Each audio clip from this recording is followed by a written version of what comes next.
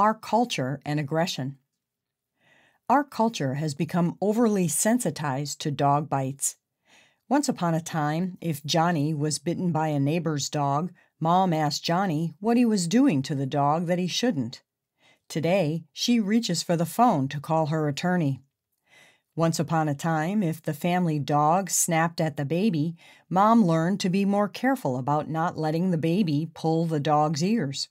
Today, she's dialing up a behavior professional, or worse, dropping the dog off at her local shelter.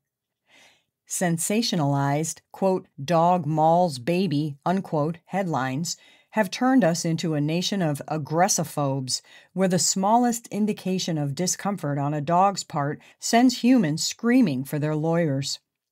Behavior professionals mull over the cases of what looks to be a huge and growing problem. The population shift away from rural living and toward urban and suburban homes may have lessened our population's understanding of animal behavior in general. This lack of understanding manifests as inappropriate human behavior toward dogs, which triggers more aggressive behavior as well as a lower tolerance for bites, even minor ones. This same shift away from rural living has given dogs a much less stimulating lifestyle. Instead of following Farmer Bob around all day herding livestock and helping with chores, today's dog is likely to spend the day sleeping, waiting for his human to come home from work. If he's lucky, he gets a 15-minute walk when his owner gets home, then spends the evening hanging out with his couch potato, TV-watching human. If he seeks more mental or physical stimulation on his own, he's likely perceived as having behavior problems, when he's really just bored to tears. A more responsible dog-owning population is keeping dogs at home rather than letting them wander freely as they did a few decades ago. That's a good thing, but as a result, dogs may be less well socialized and more likely to bite.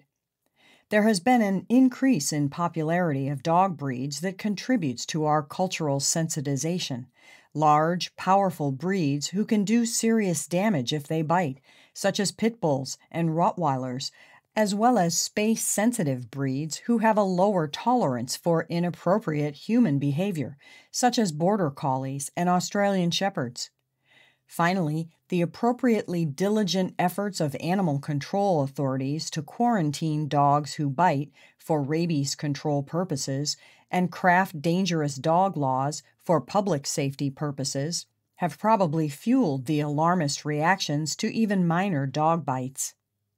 I'm not saying that canine aggression isn't a serious issue. It's no fun when your dog bites. If he bites you, there can be a serious breach of trust, and the all-important bond that keeps the dog in his forever home for life can be damaged, sometimes beyond repair. If he bites your child, there is legitimate concern for that young person's safety, guilt about having put your child at risk, and the specter of child protective services hovering over your shoulder. If he bites someone outside the family, there is appropriate concern for that person's well-being, as well as fear of lawsuits and animal control consequences. And certainly, dogs have the potential to kill. www.dog-bite.org/dog-statistics-fatalities.php. Tragic.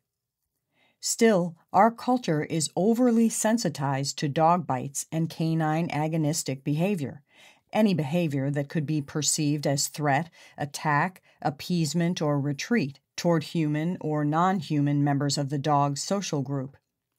We need a new paradigm surrounding canine aggression. We need to understand that most of the social signals associated with aggression are normal and appropriate, not pathological, and that just because your dog growls at you when you approach while he's chewing a bone doesn't mean you're going to be the next mauling victim.